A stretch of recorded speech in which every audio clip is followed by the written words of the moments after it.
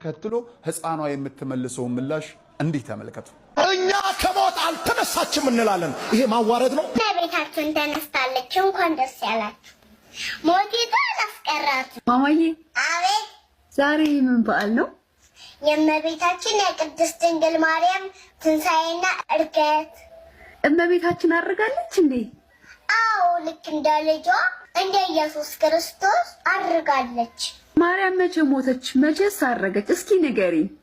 እመቤታችን ቅድስት ድንግል ማርያም ጥር 21 ቀን በ64 ዓመቷ ቅድስት ነፍሷ ከቅድስት ሥጋዋ ተለየ፣ አረፈች።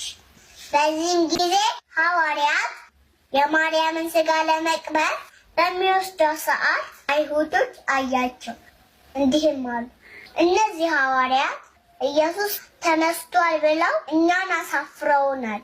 አሁን ደግሞ እናቱን ቀብረው ተነስታለች ስለሚሉ የማርያምን ሥጋ እንቀማቸው ተባባሉ። በዚህም ጊዜ ታውፋንያ የሚባል ጉልበተኛ ሰው ወደ እመቤታችን ሥጋ ቀርቦ ሥጋዋን ከሐዋርያት ለመቀማት በነካት ጊዜ ሁለቱም እጆቹ ተቆረጡበት። እሱም የማርያምን ኃይል አይቶ ምሕረት እንድታደርግለት አልቅሶ ለመናት። እሷም እንደነበረው እጁን አደረገችለት። ከዛ ምን ተፈጠረ? ከዛ ቅዱሳን መላእክት የማርያም ሥጋ ጠርገው ወደ ገነት ወሰዷት። ቅዱስ ዮሐንስም አብሮ ነበር።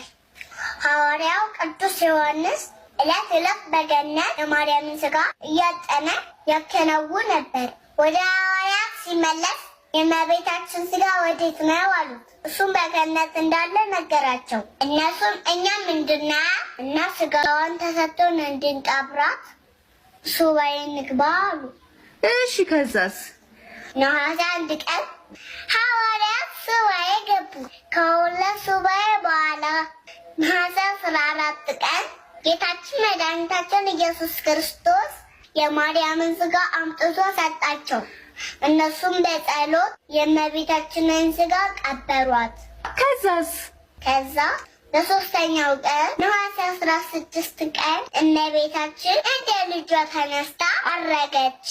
በምታረግበትም ሰዓት ቅዱስ ቶማስ የሚያስተምርበት አህጉር በደመና ተጭኖ ሲመለስ እመቤታችንን አገኛት። ቶማስ በጣም ተናደደ።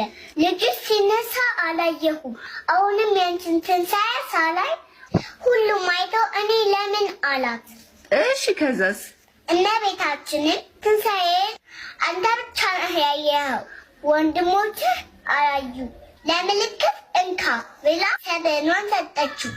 እሱም በደስታ ወደ ሐዋርያት ተመለሰ። እመቤታችን ወዴት ናት አላቸው ሐዋርያቱ። እነሱም እንደቀበሯት ሲነግሩት አላምናችሁም አላቸው።